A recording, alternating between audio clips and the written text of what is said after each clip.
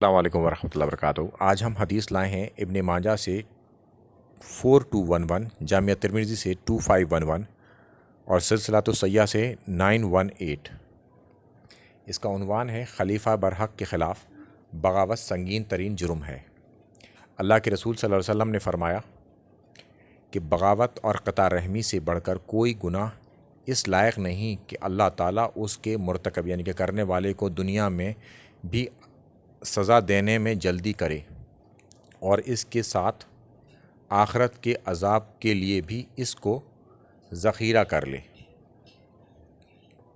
خلیفہ برحق کے خلاف بغاوت اتنا سخت اور سنگین جرم ہے جس میں عذاب اسے بھگتنا پڑے گا ایسے شخص کو دنیا میں بھی اور آخرت میں بھی، یعنی کہ دونوں جہانوں میں۔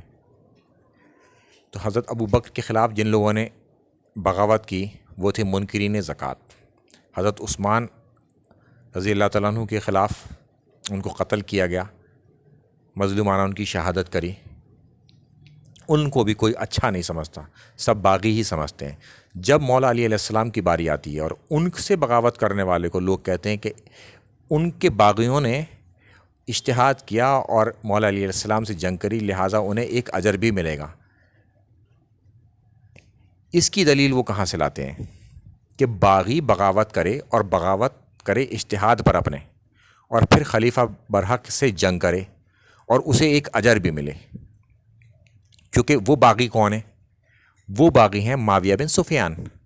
تم ناسبی معاویہ بن سفیان کا دفاع کرنے کے لیے انہیں ایک اجر بھی دیتے ہیں ساتھ میں، کہ انہیں ایک نیکی بھی ملے گی اگر وہ خلیفہ برحق سے جنگ کریں گے، جبکہ اللہ کے رسول صلی اللہ علیہ وسلم نے فرمایا کہ اسے بھگتنا دنیا میں بھی پڑے گا اور آخرت میں بھی۔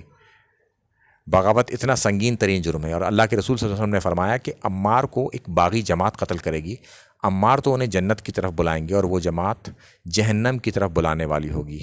معاویہ بن سفیان کے لشکر سے حضرت عمار ابن یاسر کو شہید کر دیا گیا۔